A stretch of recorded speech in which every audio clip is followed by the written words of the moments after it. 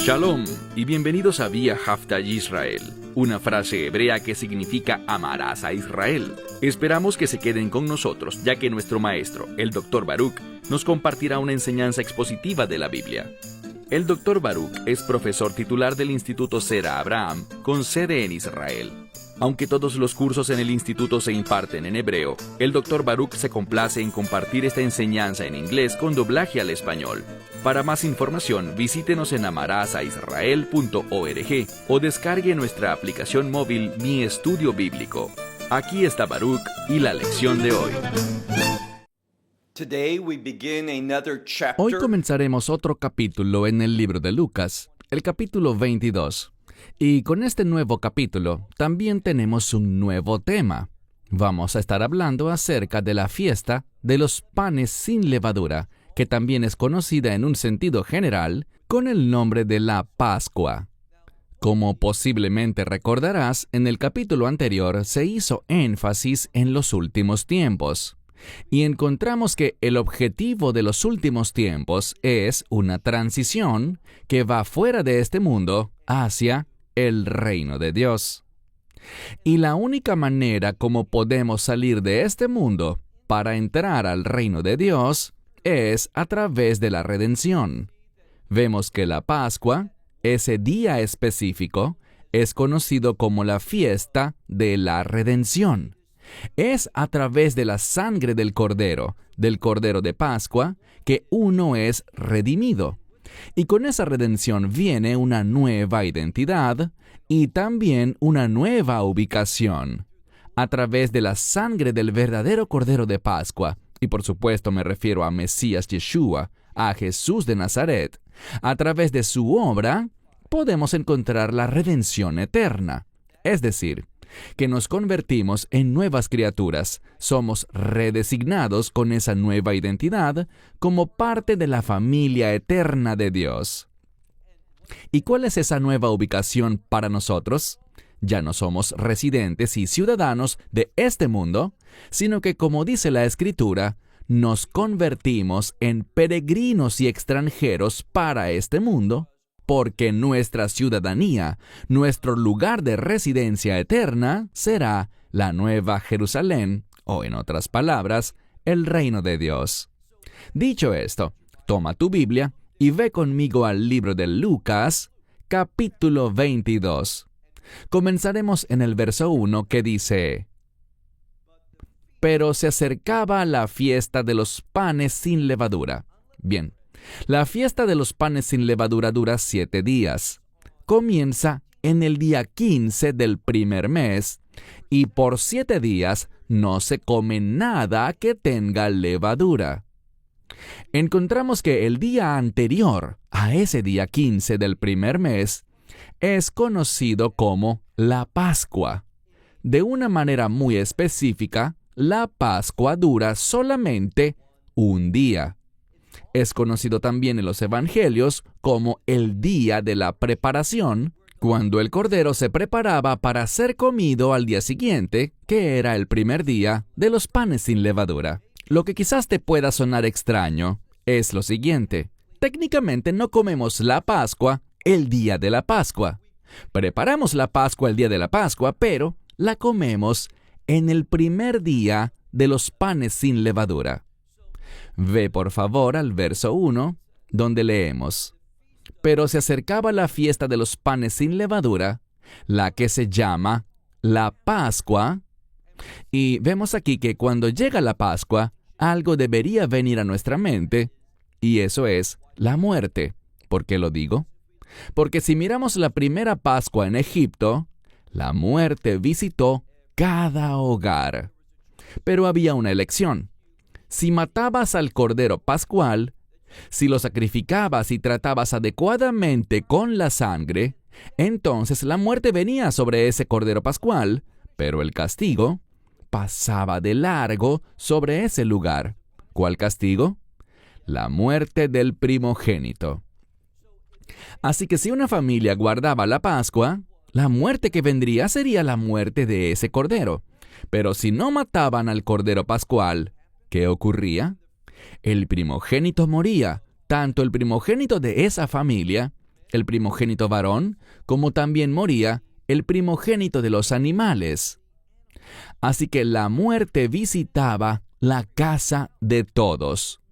Noten lo que vemos aquí en el verso 1. Leemos. Y la fiesta de los panes sin levadura se acercaba, la que se conocía como la Pascua. ¿Y qué pasó? Los principales sacerdotes y los escribas estaban buscando cómo, a él, ejecutar por temor al pueblo. Ahora, lo que vemos aquí es esto. Ellos querían matar a Yeshua. Él ya lo sabía y se lo había dicho a sus discípulos, que la Pascua se acercaba y ellos irían a Jerusalén, no solo para guardar la Pascua y la fiesta de los panes sin levadura, sino que él iba allí a ser traicionado con el fin de ser entregado a morir, pero que al tercer día él resucitaría. Esa resurrección se relaciona con una realidad de reino. En la Escritura, cuando nos topamos con el término resurrección, debemos pensar en el reino de Dios. Solo a través de la resurrección podemos entrar al reino. Y los creyentes seremos resucitados con un propósito de reino, solo a través de la redención que viene a través de la sangre del Cordero, y me refiero al Cordero de Dios, específicamente a nuestro Señor y Salvador, el Mesías Yeshua. Así que en esta escritura, el liderazgo, como dice aquí, los principales sacerdotes y los escribas, estaban buscando cómo a él ejecutar. Pero noten, por temor al pueblo. Estos líderes estaban preocupados por el pueblo. ¿Por qué? Porque Yeshua era popular entre la gente. Ellos habían oído cómo él resucitó a Lázaro de entre los muertos. Conocían los milagros que él había hecho. Conocían su enseñanza y sabían que él no era simplemente un hombre ordinario, sino que había sido enviado por Dios para enseñar la verdad del reino de Dios. Continuando, noten lo que dice. El liderazgo temía al pueblo y, por lo tanto, pasó algo. Verso 3. Satanás entró en Judas, el que es llamado Iscariote, el cual era uno de los 12. Lo que vemos aquí es lo siguiente. Satanás está obrando en un individuo específico llamado Judas. Sabemos que Judas no es un verdadero creyente. De hecho, vemos en la Escritura que él es comparado con Satanás, y por tanto vemos aquí que por su amor al dinero, no estaba comprometido con Cristo, sino que estaba comprometido consigo mismo. Él robaba del dinero que se daba a los discípulos para sus objetivos. Él no era fiel en lo absoluto. Y por lo tanto, leemos aquí que Satanás entró en Judas. Y noten lo que dice la Escritura. Leemos que él fue, siendo parte de los 12, siendo uno de los discípulos, dice en el verso 4, y después de irse, habló con los principales sacerdotes. ¿Y con quién más? Con los líderes del templo. El término aquí tiene que ver, por ejemplo, es usado en otros lugares para un magistrado o juez, pero aquí específicamente se está hablando de aquellos que estaban a cargo del área del templo. Así que Judas fue a los principales sacerdotes. Ellos servían en el templo, obviamente, pero también a aquellos que tenían poder. ¿Y para qué era ese poder? Bueno, el liderazgo también tenía a su disposición soldados romanos, para poder llevar a cabo de manera segura las cosas que ellos querían hacer. Así que Judas habló con los principales sacerdotes y también podríamos decir con los miembros de la guardia del templo sobre cómo, una vez más, cómo él lo entregaría a ellos. Eso era lo que ellos querían, encontrar una manera que no fuese en medio de una gran multitud, porque él era popular, Pero quizás cuando Yeshua estuviera solo, eso permitiría que Judas pudiera orquestar su arresto y llevarlo ante el Sanedrín. De eso es de lo que se está hablando aquí. Pasemos ahora al versículo 5. Y ellos se regocijaron. Es decir, cuando Judas se acercó a ellos con esta oferta, con este plan, que vino ¿de quién? De Satanás. Dice aquí que se regocijaron y acordaron con él darle dinero. Bien, la palabra aquí traducida como dinero es literalmente la palabra plata. Y sabemos por otros pasajes que se le dieron 30 piezas de plata. Mira ahora el verso 6. Él se comprometió y estaba buscando un buen momento. Una palabra muy extraña aquí, un buen momento. Bueno, esto es pecaminoso. Este es un acto de maldad. Satanás es parte de este complot, pero Dios es soberano.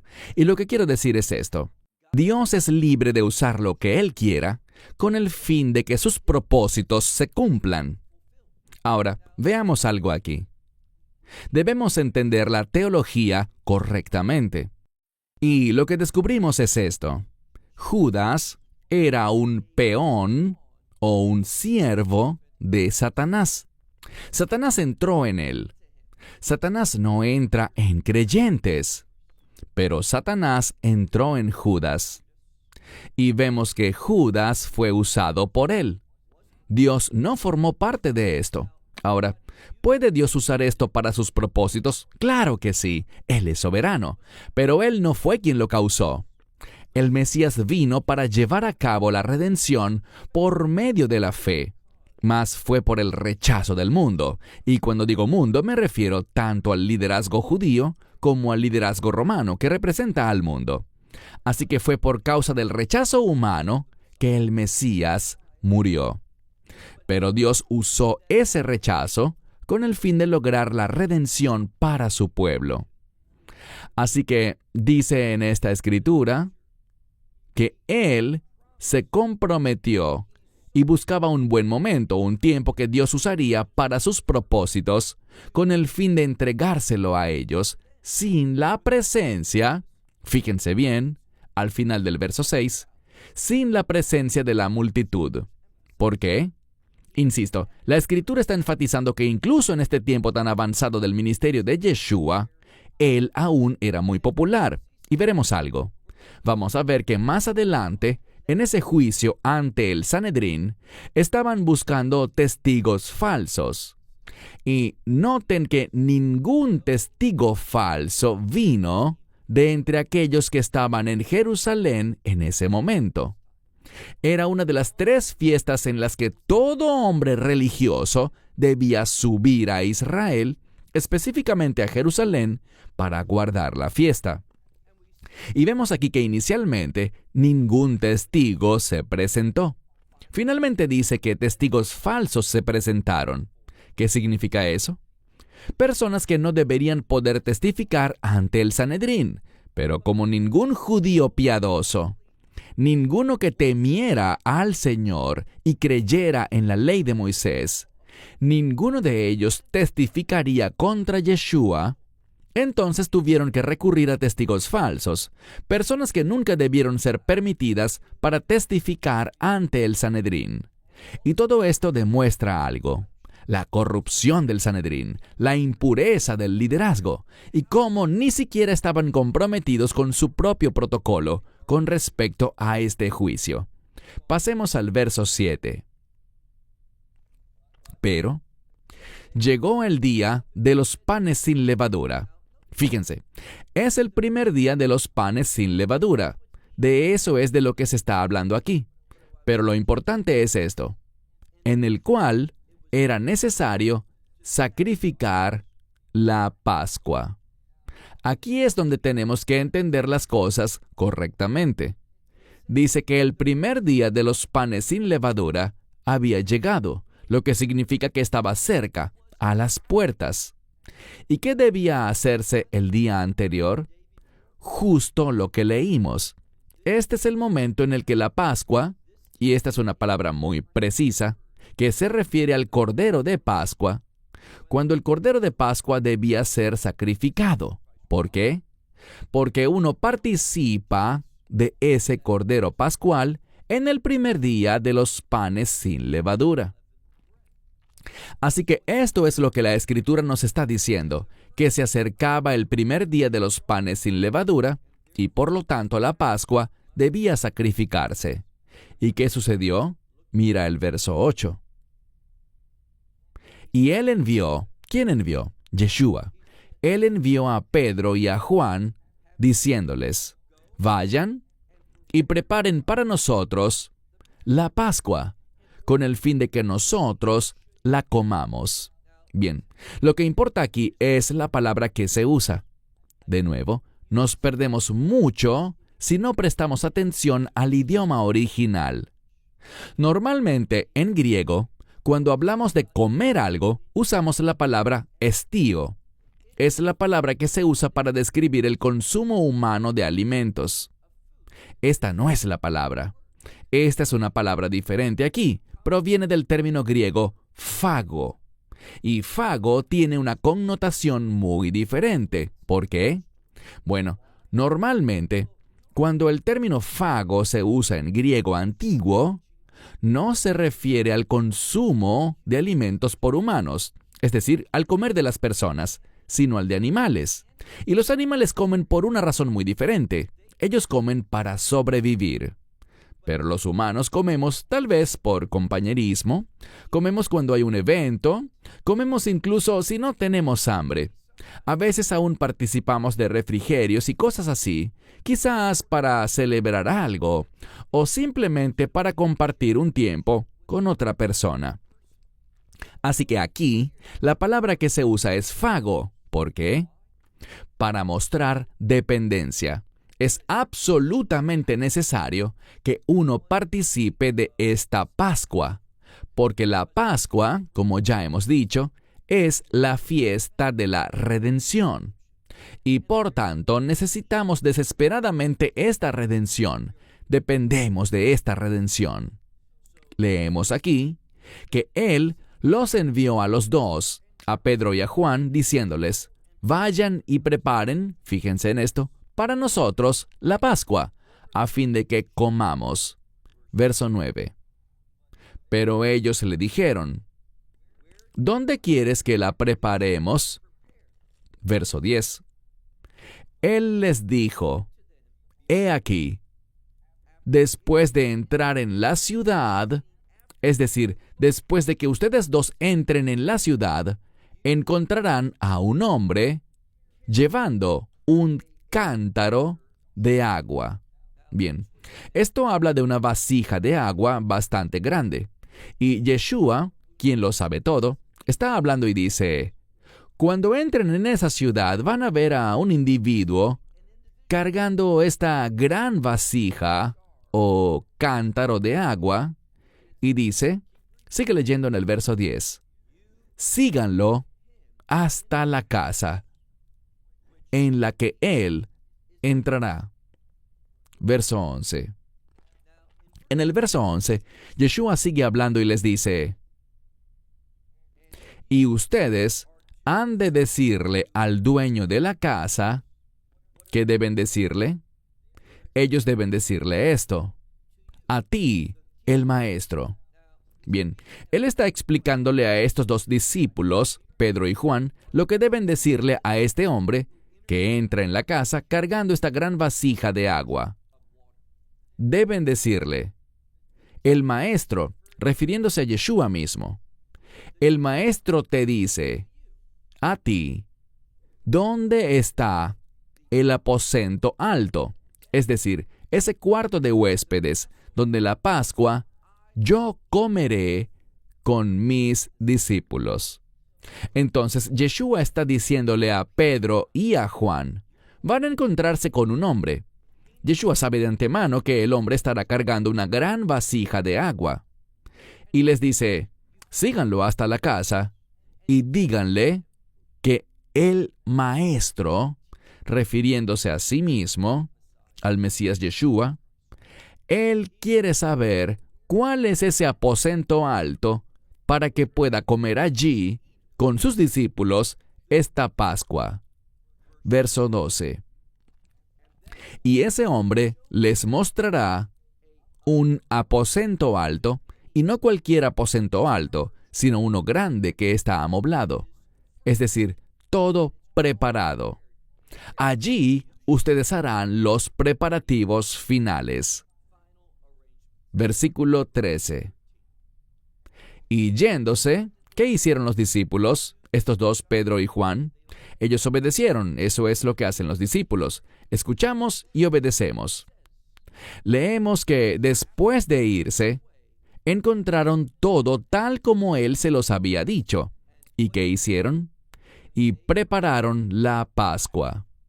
Bien, de nuevo. Es muy importante que entendamos lo que el Mesías y esta Escritura nos están enseñando. Hay una redención. ¿Qué redención?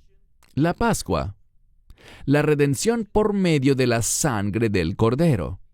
Vemos una y otra vez, por ejemplo, en el libro de Apocalipsis, que Yeshua es el Cordero de Dios inmolado desde antes de la fundación del mundo. Es decir, Dios lo sabe todo. Y Dios sabía que Yeshua iba a ser enviado a este mundo, porque Dios lo envió a este mundo para que Él adquiriera para nosotros, mediante su propia sangre, la redención eterna. ¿Y cuándo la adquiriría? En la Pascua. Es tan importante que la gente entienda que el Mesías murió en esa cruz en la Pascua. Él lo hizo con el fin de adquirir para nosotros esta redención eterna. Noten que la Pascua es un solo día, el día 14 del primer mes, y es conocido como el día de la preparación. ¿Para qué?